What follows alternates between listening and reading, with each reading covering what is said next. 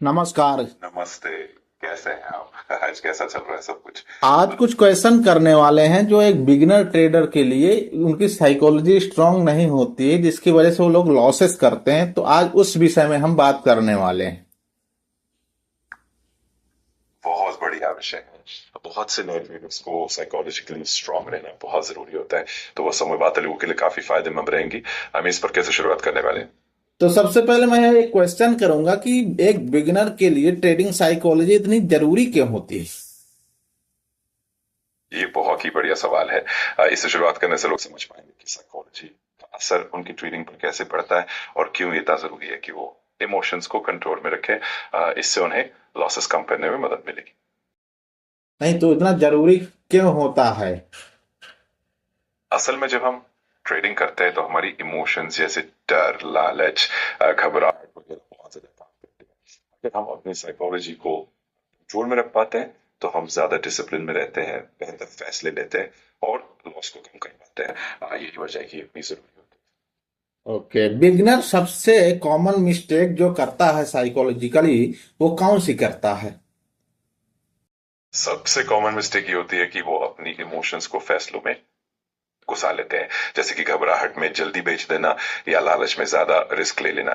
इससे वो प्लान से भटक जाते हैं और लॉस का सामना करते हैं। इस पर कंट्रोल रखना ही सबसे बड़ा चैलेंज होता है। ओके, तो इसको सुधारें कैसे? क्या रूल अपनाएं, क्या रूल्स और रेगुलेशन अपने ऊपर लागू करें जिसकी वजह से ये सुधरे? सबसे पहले तो एक अच्छा सा ट्रेडिंग प्लान बनाना जरूरी होता है और उसे फॉलो करना, चाहे इमोशंस कुछ भी कहे। साथ ही एक सेट स्टॉप लॉस और टारगेट प्राइस फिक्स करके रखना चाहिए, ताकि मन में डर या लालच आ भी जाए तो उससे बाहर निकले। इसके अलावा नियमित रूप से अपने ट्रेड्स का रिव्यू करना और थोड़ा थोड़ा मेडिटेशन या माइंडफुलनेस भी मददगार होता ओके, तो सबसे बड़ी आपने जो बताया वो ठीक है। तो अब हम तीसरा पूछ लेते हैं कि जब लॉस हो जाता है बिगिनर ट्रेडर को, तो उसको उसका डर कंट्रोल कैसे करें? है। लॉस होने पर डर एक नेचुरल रिएक्शन होता है, लेकिन उसे कंट्रोल करने के लिए सबसे अच्छा तरीका है कि हर लॉस को एक सीख के तौर पर देखे और ये समझे कि ट्रेडिंग में लॉस तो आता ही है। इसके अलावा हर ट्रेड के लिए एक लिमिट सेट कर ले कि कितने का लॉस आप सह सकते हैं और उस लिमिट से ज्यादा नहीं जाने दे। इससे डर कम होता है और डिसिप्लिन बना रहता है। अच्छा, तो ये बताओ कि डिसिप्लिन मेंटेन करना इतना मुश्किल क्यों होता है बिगिनर ट्रेडर के लिए?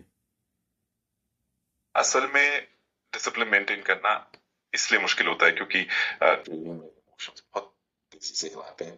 जब हम देखते हैं कि मार्केट इधर उधर जा रहा है तो मन चाहता है कि हम प्लान से हटकर कुछ और करें, जिससे आ जाता है। लेकिन अगर हम लगातार अपने प्लान को फॉलो करते रहे तो वो आदत बन जाती है और डिसिप्लिन भी आसान हो जाता है। अच्छा, तो इसको फॉलो करने के लिए प्लान कैसे बनाएं? एक अच्छा प्लान बनाने के लिए सबसे पहले अपने टारगेट्स और रिस्क टॉलरेंस को समझना जरूरी है। मतलब आप कितने पैसे तक का रिस्क ले सकते हैं और कितना प्रॉफिट आपको चाहिए। इसके साथ साथ मार्केट की अच्छी रिसर्च करें, एंट्री और एग्जिट पॉइंट्स फिक्स कर ले और यानी एक तुम्हारे फिक्स्ड कहने टाइम का फ्रेम मतलब है कि एक प्रॉपर स्ट्रेटेजी होनी चाहिए हमारे पास इस डिसिप्लिन को फॉलो करने के लिए। I am right? बिल्कुल सही कहा आपने। एक प्रॉपर स्ट्रेटेजी होने से हमें क्लैरिटी मिल जाती है और हम इमोशन से दूर रहते हैं। इससे डिसिप्लिन भी बना रहता है और लॉस की संभावना भी कम हो जाती है। तो एक ठोस स्ट्रेटेजी के साथ आगे बढ़ना ही कभी कभी हमने ये सबसे भी देखा है कि एक बिगिनर ट्रेडर ओवर कॉन्फिडेंस में फंस जाता है। इसके रीजन क्या है और इसको कंट्रोल कैसे करें? ओवर कॉन्फिडेंस अक्सर इसलिए होता है क्योंकि शुरुआत में जब किसी को थोड़े से प्रॉफिट्स मिल जाते हैं तो उसे लगता है कि वो सब कुछ जान गया है, लेकिन मार्केट काफी अनप्रेडिक्टेबल होता है। इसको कंट्रोल करने के लिए सबसे जरूरी है कि हम हमेशा सीखते रहें, अपने लॉस और प्रॉफिट का रिव्यू करें और कभी भी अपने प्लान से भटकने की बजाय उसे फॉलो करें। इससे ओवर कॉन्फिडेंस कम होगा। यानी हमको एक जनरल मेंटेन करना पड़ेगा, डायरी में नोट बनाना पड़ेगा हमारे प्रॉफिट और लॉस की, कहाँ पर ट्रेड लिया, कहाँ पर एग्जिट, कहाँ पर एंट्री, ये सब हमको एक डायरी में लिखना पड़ेगा, है ना? बिल्कुल सही कहा आपने। एक ट्रेडिंग डायरी रखने से हमें अपनी गलतियों का पता चलता है और हम सीख पाते हैं। इससे हम अपने फैसलों को बेहतर बना पाते हैं और धीरे धीरे डिसिप्लिन भी आता है। तो ये आदत जरूर डालनी चाहिए। अच्छा, तो सबसे पहले एक बात और पूछ लेता हूँ कि इमोशनल जो कंट्रोल नहीं कर पाते हैं बिगिनर ट्रेडर, उसके लिए एक सिंपल सा ट्रिक बताओ जो उनको आसानी से समझ में आए और वो फॉलो भी कर पाए। एक बहुत सिंपल ट्रिक है कि हर ट्रेड से पहले और ट्रेड के बाद थोड़ी देर के लिए गहरी सांस ले और अपने आप को याद दिलाएं कि आप सिर्फ प्लान के अनुसार ही काम करेंगे, इमोशन से नहीं। अगर आपको लगे कि इमोशन हावी हो रहा है तो एक छोटा सा ब्रेक ले, पानी पी ले, थोड़ा रिलैक्स कर ले और फिर वापस आकर फैसला ले। इससे इमोशंस यानी काफी कि हद तक कंट्रोल फोमो में में रहते हैं। कोई भी ट्रेड एग्जीक्यूट नहीं करनी, यही कहना चाह रहे हो ना? हाँ बिल्कुल। ना जब भी जल्दबाजी आपको लगे कि करनी है। हाँ बिल्कुल, जब भी आपको लगे कि इमोशंस आवे तो थोड़ा ब्रेक ले ले, एकदम शांत हो जाए और फिर पूरी तरह से ठंडे दिमाग से ही ट्रेड को एग्जीक्यूट करे। इससे आपकी डिसिप्लिन भी बनी रहती है और गलत फैसले भी कम होते हैं।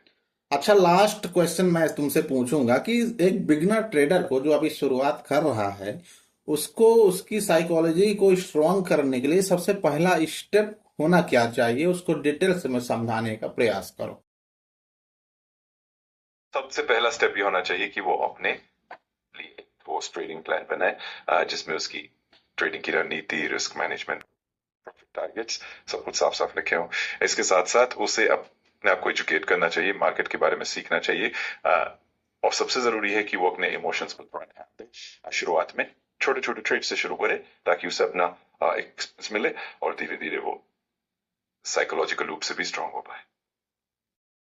ओके, तो चलो ठीक है। अब जो है हमने बहुत सारी बातें कर ली हैं, तो हमारे जो चैनल में व्यूअर हैं जो देख रहे हैं ये वीडियो को, उस उनके लिए आप क्या सजेशन, बेस्ट सजेशन देना चाहोगे?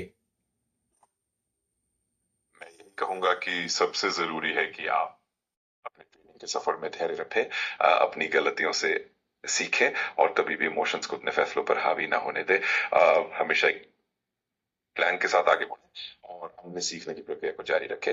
इससे आपका ट्रेनिंग का अनुभव और भी बेहतरीन होगा। ओके, तो सबसे पहले मेरे व्यूअर को क्या कहना चाहोगे कि नेक्स्ट वीडियो हम जब भी डिस्कशन करेंगे वो हमारा रिस्क मैनेजमेंट पर होगा, है ना? बिल्कुल, आप अपने व्यूअर्स को यही कह सकते हैं कि अगली वीडियो में हम रिस्क मैनेजमेंट पर चर्चा करने वाले चर्चा हैं, करने जो वाले हैं, तो ट्रेडिंग वीडियो तो व्यूअर को बोलो वीडियो को एक लाइक करके चैनल में सब्सक्राइब करके बेल आइकन को जरूर दबा लें, ताकि जो रिस्क मैनेजमेंट वाली जो वीडियो आने वाली है वो इन तक तुरंत पहुंच जाए। जरूर। मैं उन्हें यही कहूंगा कि अगर उन्हें आगामी रिस्क मैनेजमेंट पर वाली वीडियो चाहिए तो वीडियो को लाइक जरूर करें, चैनल को सब्सक्राइब करें और बेल आइकन दबाना ना भूलें ताकि उन्हें सारी अपडेट समय पर मिल सके।